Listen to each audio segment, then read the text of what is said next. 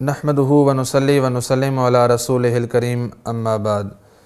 سامعین ذی وقار، ماضی قریب میں امام اہل سنت بزرگ عالم دین گزرے ہیں سید نور الحسن شاہ بخاری رحمۃ اللہ تعالی علیہ۔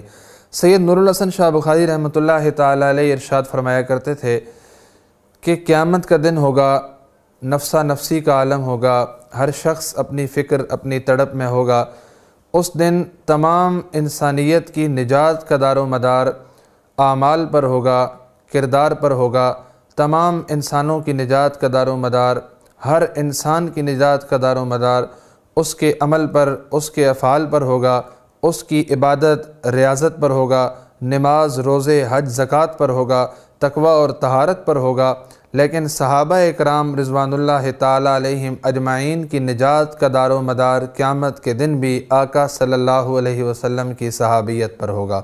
صحابہ اکرام وہ مقدس جماعت ہیں کہ قیامت کے دن بھی ان کے اعمال نماز روزے حج زکوٰۃ نہیں دیکھے دیں گے، بلکہ آقا صلی اللہ علیہ وسلم کے ساتھ نسبت دیکھی دے گی۔ اللہ رب العزت ہمیں صحابہ کا مقام سمجھنے کی توفیق عطا فرمائے۔ وما علینا الا البلاغ۔